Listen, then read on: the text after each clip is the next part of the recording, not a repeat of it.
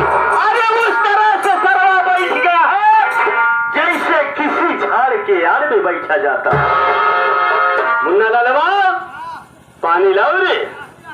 पानी की जरूरत नहीं है तो क्या करेगा? भूल जबकिया मारेगा खाली। चापच में ऐसे थारा बैठ गया जैसे किसी खेत में साला टट्टी करने बैठ गया। इस तरह से नहीं रे, इस तरह से नहीं मुन्ना लाल, उस तरह से बैठ जा बिटवा जैसे प्रभु रामचंद्र जी के सामने भक्त हनुमान उनके ध्यान में लीन हो गए थे। आह देखा, हनुमान जी के सारा हुआ जाए, इनका दर्शन कर ले जा। अब है बंदरिया साले। प्रभु रामचंद्र जी के सामने ऐसे बैठे थे भक्त हनुमान रे।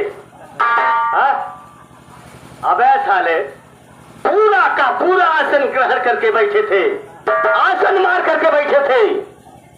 शाबाश, ये हुई ना। तबे हराम खोर, ये जूता किसका चुरा ला रहे? मंगनी साला मांग। चल ठीक है, अब तू जहां बैठा है वहीं बैठा रहेगा। हाँ तो मेरे प्यारे प्यारे साथियों, आप सब मेरा परिचय लीजिए। मैं कौन हूँ दोस्त? मारता है इस तबेपुर गाँव में। मुन्ना लाल, जरा बे देख बेटा, घर में 3 प्राणी रहता हूँ। एक मैं हूँ, दूसरी हमारी ठकुराइन है, तीसरा हमारा एक बेटा है जिसका नाम जालिम सिंह है।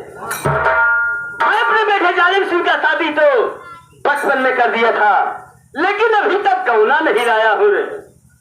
मैं सोच रहा हूँ अगले महीने 15 तारीख को अपने बेटे का गौना ला दूं, ताकि बहू के हाथ से भोजन हम लोगों को मिल सके। सही रहेगा रे?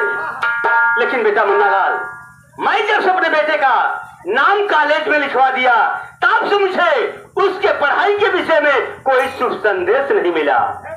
तो आज मैं सोच रहा हूँ अपने बेटे जालिम सिंह को बुलाऊं और उसके पढ़ाई के विषय में कुछ तहकीकात करूं। लेकिन उससे पहले मैं कुछ कहना चाहता हूँ।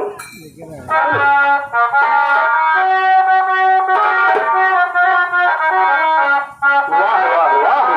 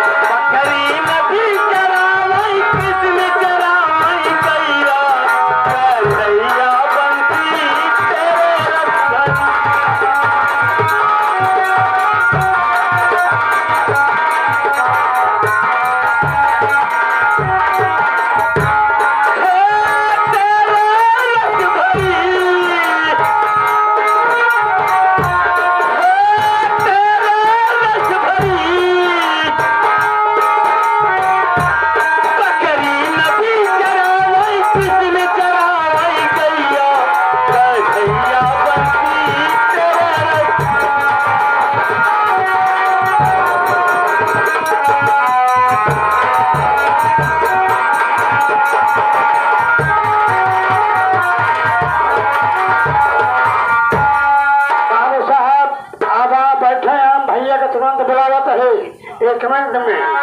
तो हाँ भैया जालिम सिंह, अरे भैया जालिम सिंह, जब मेरी आवाज आपके कान में पहुंची हो तो आपके पिताजी आपको याद कर रहे हैं, आप उनके साथ नक्का लाइए। आओ भैया।